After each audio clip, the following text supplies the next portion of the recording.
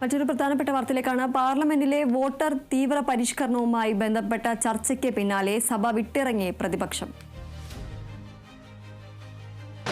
सभा की कार्रवाई कल गुरुवार दिनांक 11 दिसंबर 2025 को प्राप्त 11 बजे तक के लिए स्थगित की जाती है.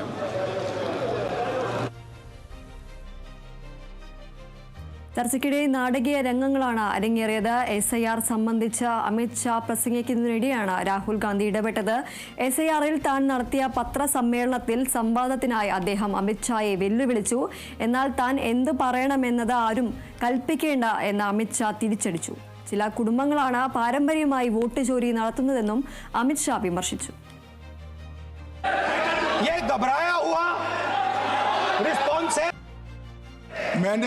मैंने इतना ही कहा कि मेरे भाषण का क्रम मैं तय करूंगा.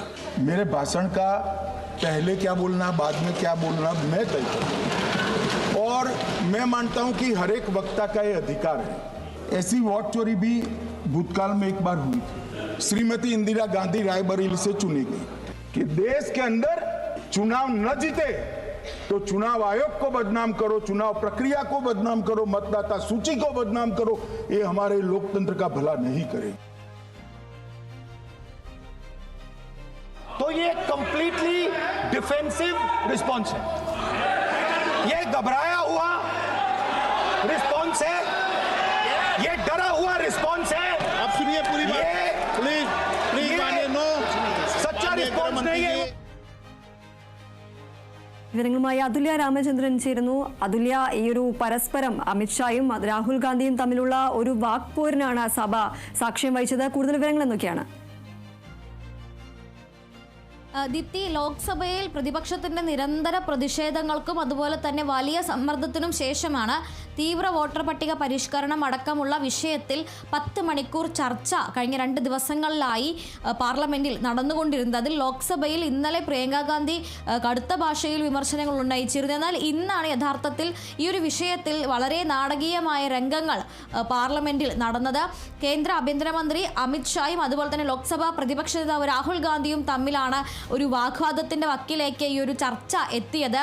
രാഹുൽ ഗാന്ധിയുടെ ആരോപണങ്ങൾ പലതും കേന്ദ്ര ആഭ്യന്തരമന്ത്രി അമിത് ഷായെ ചൊടിപ്പിക്കുന്ന രീതിയിലുള്ളതായിരുന്നു എന്നാണ് അദ്ദേഹത്തിന്റെ പ്രതികരണം. മാത്രമല്ല, എങ്ങനെ പ്രതികരിക്കണം, പാർലമെന്റിൽ എന്ത് ചെയ്യണം, എന്ത് പറയണം എന്നുള്ളത് താൻ തീരുമാനിക്കാം എന്ന് പറയുന്ന രീതിയിലേക്കാണ് ഈ ഒരു വാക്പോര് പോയത്.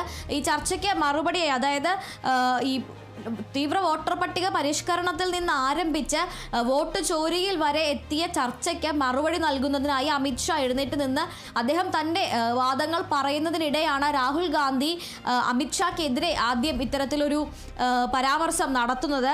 അമിത് ഷാ ഭയന്നു പോകുന്നുണ്ട് എന്നായിരുന്നു. അതുമാത്രമല്ല, താൻ ഉയർത്തിയ വോട്ട് ചോരി വിഷയത്തിൽ വോട്ടർ പട്ടിക പരിഷ്കരണം ഈ വോട്ട് കൊള്ളയ്ക്കൊരു ആക്സസറി അല്ലെങ്കിൽ വോട്ട് കൊള്ളയ്ക്കുള്ള ഒരു ഉപകരണമായി, അതിലേക്കുള്ള ഒരു സഹായകമായിട്ടാണ് തീവ്ര വോട്ടർ പട്ടിക പരിഷ്കരണം നടത്തിയത് എന്നുള്ള തൻ്റെ വാദം, ആ വിഷയത്തിൽ ഒരു ചർച്ച ചെയ്യാൻ അമിത് ഷായെ വെല്ലുവിളിക്കുകയാണ് രാഹുൽ ഗാന്ധി ചെയ്തത്. അതിന് അമിത് ഷാ നൽകിയ മറുപടിയെ അദ്ദേഹം പരിഹസിക്കുകയും ചെയ്തു. അമിത് ഷായുടെ മറുപടി അദ്ദേഹം വളരെ പെട്ടെന്ന് തന്നെ ഭയന്നു പോയിരിക്കുന്ന നിലയിലുള്ളതാണ്. അദ്ദേഹത്തിൻ്റെ മറുപടി ഒരു ശരിയായ രീതിയിലുള്ള മറുപടി അല്ല, മറിച്ച് അദ്ദേഹം ഭയന്നു എന്നതിൻ്റെ പ്രതിഫലനമാണ് അദ്ദേഹത്തിൻ്റെ മുഖത്ത് കാണുന്നത് എന്നതായിരുന്നു രാഹുൽ ഗാന്ധിയുടെ പ്രതികരണം. അമിത് ഷാ ഈ വെല്ലുവിളിയിൽ ഭയപ്പെട്ടു എന്നാണ് അദ്ദേഹം പറഞ്ഞത്. എന്നാൽ അതിനെതിരെയാണ് അമിത് ഷാ വളരെ രൂക്ഷമായ ഭാഷയിൽ തന്നെ തിരിച്ചടിച്ചത്. ഇത് പാർലമെന്റാണ്, ഈ പാർലമെന്റിന്റെ നടപടിക്രമം നിങ്ങളുടെ ഇഷ്ടത്തിനല്ല തീരുമാനിക്കുന്നത്. എൻ്റെ പ്രസംഗം എങ്ങനെ പറയണമെന്നും എപ്പോൾ പറയണമെന്നും അതിൽ എന്തെല്ലാം കാര്യങ്ങൾ പറയണമെന്നും തീരുമാനിക്കേണ്ടത് ഞാനാണ് എന്നായിരുന്നു അമിത് ഷായുടെ മറുപടി. മാത്രമല്ല, പാർലമെന്റിൽ ഓരോരുത്തർക്കും തങ്ങളുടെ വാദങ്ങൾ, തങ്ങളുടെ ചോദ്യങ്ങൾ, തങ്ങളുടെ പ്രതികരണങ്ങൾ, തങ്ങളുടെ മറുപടികൾ ഇവയെല്ലാം പറയാനുള്ള അവകാശമുണ്ട്.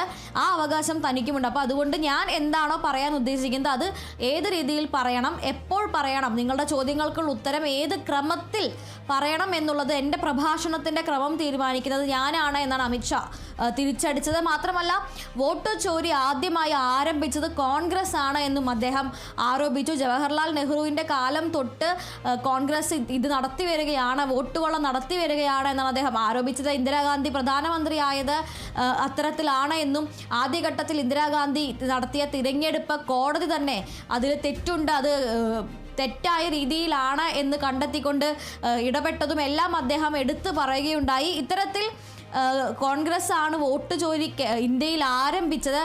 ഇത്തരത്തിൽ ഒരു രാജ്യത്ത് തിരഞ്ഞെടുപ്പിൽ തോറ്റാൽ ഉടനെ തിരഞ്ഞെടുപ്പിനെ തന്നെ ഇല്ലാതാക്കുന്ന രീതിയിൽ പ്രവർത്തിക്കുകയാണ് കോൺഗ്രസ് എന്നായിരുന്നു അദ്ദേഹത്തിൻ്റെ ആരോപണം. അതായത് ഒരു തിരഞ്ഞെടുപ്പിൽ തോറ്റാൽ അതിന് തിരഞ്ഞെടുപ്പ് കമ്മീഷനെ കുറ്റം പറയുക, വോട്ടർ പട്ടികയെ കുറ്റം പറയുക, വോട്ടർമാരെ ഇല്ലാതാക്കുക, അങ്ങനെ തിരഞ്ഞെടുപ്പ് പ്രക്രിയയെ തന്നെ ഇല്ലാതാക്കുക എന്നതാണ് കോൺഗ്രസ് സ്വീകരിക്കുന്നത്.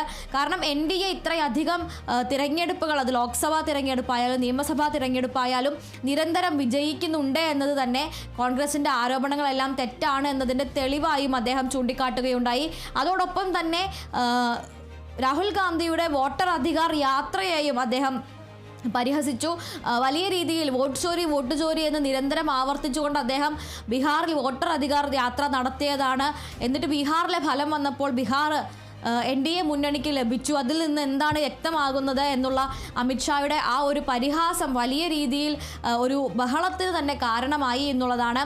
ഇതിനെല്ലാം ഒപ്പം തന്നെ അദ്ദേഹം ഈ NDA മുന്നണി ജയിച്ചു എന്നത് ഈ രാജ്യത്തെ ജനങ്ങളുടെ NDA മുന്നണിയിലുള്ള വിശ്വാസത്തിൻ്റെ പ്രതിഫലനമാണ് എന്നും അദ്ദേഹം പറയുകയുണ്ടായി. യഥാർത്ഥത്തിൽ നമ്മുടെ വോട്ടർമാർക്ക്, സമ്മതിദായകർക്ക് ഒരു കാര്യത്തിലും സംശയമില്ല. കോൺഗ്രസ് അത്തരത്തിലൊരു വ്യാജ സംശയം ഉണ്ടാക്കാനാണ് ശ്രമിക്കുന്നത്. അതായത് ഈ വോട്ടിംഗ് സംവിധാനം, തിരഞ്ഞെടുപ്പ് സംവിധാനം സുതാര്യമാണ് എന്ന കാര്യത്തിൽ സമ്മതിദായകർക്ക് തർക്കമില്ല. കോൺഗ്രസ് അത്തരത്തിലുള്ള ഒരു അഭ്യൂഹം ഉണ്ടാക്കാൻ ശ്രമിക്കുകയാണ് എന്നും അദ്ദേഹം പറയുകയുണ്ടായി.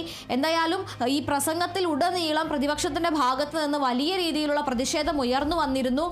അതോടൊപ്പം തന്നെ ഭരണപക്ഷം വലിയ രീതിയിൽ അമിത്ഷായെ പ്രോത്സാഹിപ്പിക്കുന്നതിനൊപ്പം തന്നെ പ്രതിപക്ഷത്തിൻ്റെ ഭാഗത്ത് നിന്ന് ബഹളവും ഉണ്ടായിരുന്നു.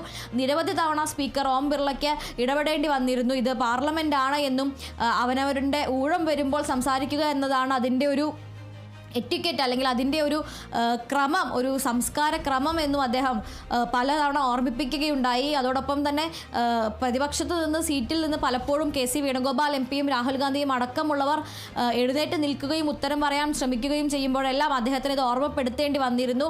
ഇത്തരത്തിൽ വലിയ രീതിയിൽ അമിത്ഷാ ഒരു ഘട്ടത്തിൽ കുപിതനായി വരെ സംസാരിക്കുകയുണ്ടായി. ഇത്തരത്തിൽ നിങ്ങളല്ല തീരുമാനിക്കുന്നത് എന്നുള്ള രീതിയിലേക്ക് വരെ അമിത്ഷാ കുപിതനായി സംസാരിക്കുന്ന ഒരു ഘട്ടം വരെ എത്തി. എന്തായാലും ഈ പ്രസംഗത്തിനൊടുവിൽ, അമിത്ഷായുടെ പ്രസംഗത്തിനൊടുവിൽ പ്രതിപക്ഷം സഭ വിട്ടിറങ്ങുകയായിരുന്നു. എന്തായാലും ഇപ്പോൾ ഈ പാർലമെൻറ്റിലെ ഇന്നത്തെ വളരെ നാടകീയമായ രീതിയിൽ വളരെ അധികം ഒരു അന്തരീക്ഷം വളരെയധികം ടെൻഷൻ നിറഞ്ഞതായിരുന്നു എന്ന് തന്നെ വേണം പറയാൻ. അത്തരത്തിലാണ് ഇന്നത്തെ ചർച്ച ഇപ്പോൾ അവസാനിച്ചിരിക്കുന്നത്. ശരി, പാർലമെന്റിലെ തീവ്ര വോട്ടർ പട്ടിക പരിഷ്കരണവുമായി ബന്ധപ്പെട്ട ചർച്ചയ്ക്ക് പിന്നാലെ സഭ വിട്ടിറങ്ങി പ്രതിപക്ഷം. ചർച്ചയ്ക്കിടെ നാടകീയ രംഗങ്ങളാണ് അരങ്ങേറിയത്. SIR സംബന്ധിച്ച് അമിത്ഷാ പ്രസംഗിക്കുന്നതിനിടെയാണ് രാഹുൽ ഗാന്ധി ഇടപെട്ടത്. SIRൽ താൻ നടത്തിയ പത്രസമ്മേളനത്തിൽ സംവാദത്തിനായി അദ്ദേഹം അമിത്ഷായെ വെല്ലുവിളിക്കുകയുണ്ടായി. അതുല്യ രാമചന്ദ്രനാണ് വിവരങ്ങൾ നൽകിയത്.